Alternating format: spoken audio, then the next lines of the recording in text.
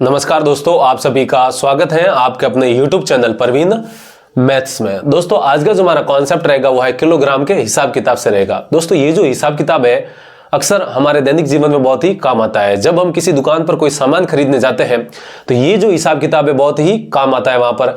जैसे मान लीजिए आप किसी दुकान पर, किसी किराना की दुकान पर बादाम खरीदने गए और आपने दुकानदार से भाव पूछा कि बादाम का क्या भाव है, तो दुकानदार ने कहा कि 600 रुपए प्रति किलो बादाम का भाव है। अब आपने दुकानदार को 200 रुपए दिए और कहा कि 200 रुपए की मेरे को बादाम दो। अब 200 रुपए की आपको कितनी बादाम मिलनी चाहिए, ये कैसे पता करते हैं, यही आज हम सीखेंगे। तो ये सब सीखने के लिए इस वीडियो को पूरा जरूर देखिएगा। दोस्तों हम दो सवाल करेंगे और इन दोनों सवालों के माध्यम से हम सीखेंगे। तो देखिए दोस्तों, पहला जो हमारा सवाल है वो क्या है, देखिए 400 ग्राम चीनी का 100 रुपया है तो 1.5 किलो यानी कि 1.5 केजी चीनी का मूल्य ज्ञात कीजिए। यानी कि 400 ग्राम चीनी का मूल्य कितना है दोस्तों, 100 रुपया है। तो हमें 1.5 किलो चीनी का मूल्य ज्ञात करना है। दोस्तों देखिए मैं आपको बता देता हूं कि ये जो राशि है वो ग्राम में है और ये जो है वो किलोग्राम में है।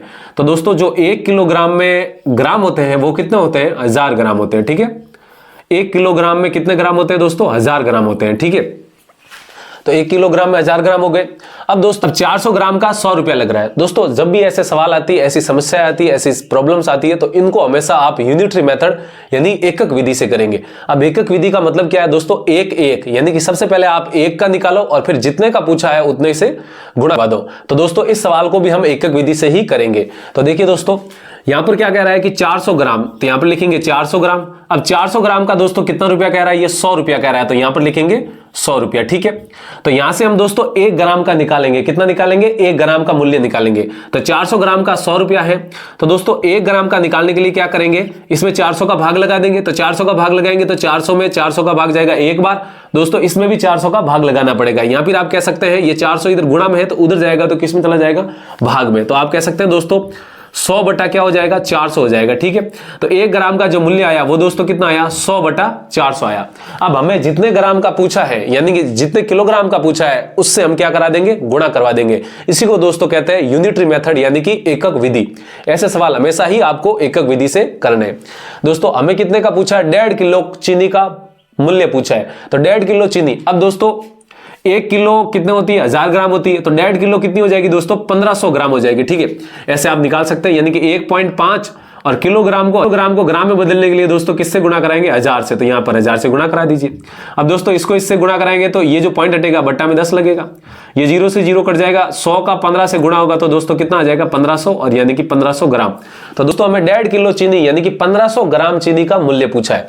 तो यहां पर 1 ग्राम का मूल्य हमने निकाल दिया, एकक विधि से 100 बटा 400 आया।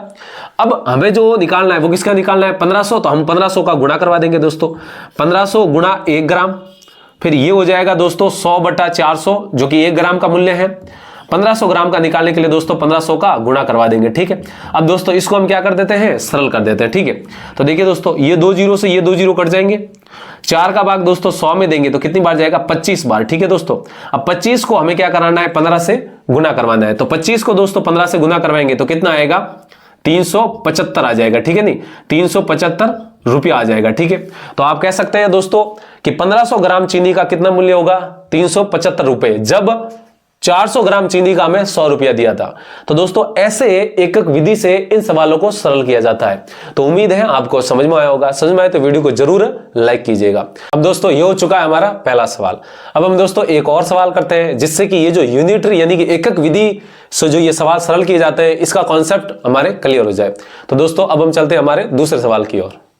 अब दोस्तों हमारा जो दूसरा सवाल है वो देखिए क्या है, 600 रुपए में कितने किलोग्राम चावल खरीदे जा सकते हैं। यदि चावल की कीमत दोस्तों कितनी है, 120 रुपए प्रति किलो, यानी कि 1 किलो का कितना रुपए लग रहा है, 120 रुपए लग रहा है। तो दोस्तों 600 रुपए में कितनों किलोग्राम चावल खरीदे जा सकते हैं, ये सवाल है।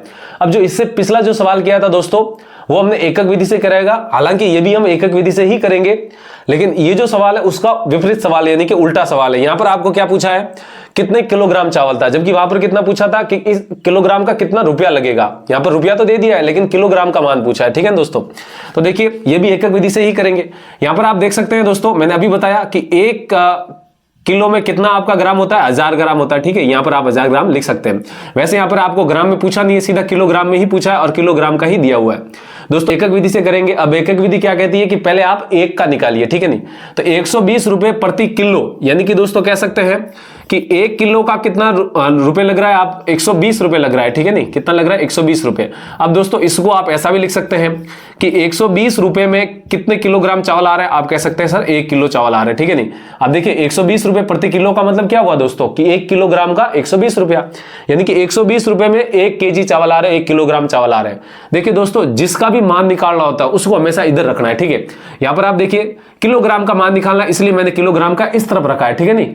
एकक विधि में किलोग्राम इस तरफ रखना है। जब आपको रुपया पूछा जाए तो रुपये का मान यानी कि ये रखना है, ठीक है नहीं, रुपया। अब हमको तो किलोग्राम पूछा है इस सवाल में, तो किलोग्राम इस तरफ रखेंगे। अब दोस्तों हम 1 रुपए में कितने किलोग्राम चावल खरीद सकते हैं ये निकाल लेते हैं। तो 1 रुपए में हम पता कर लेंगे कि कितने किलोग्राम चावल खरीदेंगे। अब हमें पूछे 600 रुपए का है तो 600 से गुणा करवा देंगे। और यही दोस्तों एकक विधि होती है कि 1 का निकालो, फिर जितने का पूछा उतने से गुणा करवा दो। तो यहां से दोस्तों 1 रुपए का निकालेंगे तो 1 रुपया कितना आ जाएगा, ये 1 केजी, और इसके बटा में दोस्तों कितना चला जाएगा आपका 120 है, ऐसे भाग में आ जाएगा दोस्तों 120 आ जाएगा, ठीक है नहीं। तो आप कह सकते हैं 1/120 केजी आपका चावल आएगा कितने रुपए में, 1 रुपए में। अब हम कितने का पूछा है, 600 रुपए का, तो हम क्या करेंगे दोनों तरफ 600 से गुणा कर देंगे। अब ये 1 रुपए का आया है तो दोनों तरफ हम 600 से गुणा कर देंगे। 600 गुणा 1 रुपया 600 रुपया हो जाएगा, और इधर आपका 600 से गुणा हो जाएगा, ठीक है नहीं।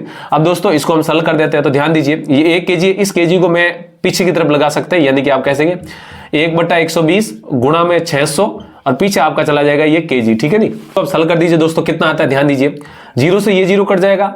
12 का भाग दोस्तों 60 में कितनी बार जाएगा, 5 बार, ठीक है। तो यहां से आप कह सकते हैं कितना केजी चावल खरीदा जा सकता है, 5 केजी चावल खरीदा जा सकता है। कितने रुपए में दोस्तों, 600 रुपए में। यदि उस चावल की कीमत कितनी हो दोस्तों, 120 रुपए प्रति किलो। तो दोस्तों तो इस प्रकार एकक विधि का प्रयोग कर इन सवालों को सरल किया जाता है। दोस्तों इस तरीके से इन सवालों को किया जाता है। अब दोस्तों जो हमने शुरुआत में हमारे सामने समस्या आई थी कि 600 रुपए किलो बादाम है तो 200 रुपए का कितना ग्राम बादाम आएगा, तो ये कैसे निकालेंगे, तो इसका आंसर जरूर कमेंट बॉक्स में करिएगा। तो उम्मीद है आपको समझ में आया होगा। समझ में आए तो वीडियो को लाइक कीजिए, और अभी तक चैनल को सब्सक्राइब नहीं किया है तो वीडियो के नीचे वाला जो लाल बटन है उसको दबा दीजिए, उसके पास वाली घंटी भी दबाइए। तो दोस्तों आज के लिए इतना ही रखते हैं, जल्दी मिलते हैं हमें ऐसे ही एक बेसिक वीडियो के साथ। तब तक के लिए आप पढ़ते रहिए, मस्त रहिए और हंसते रहिए।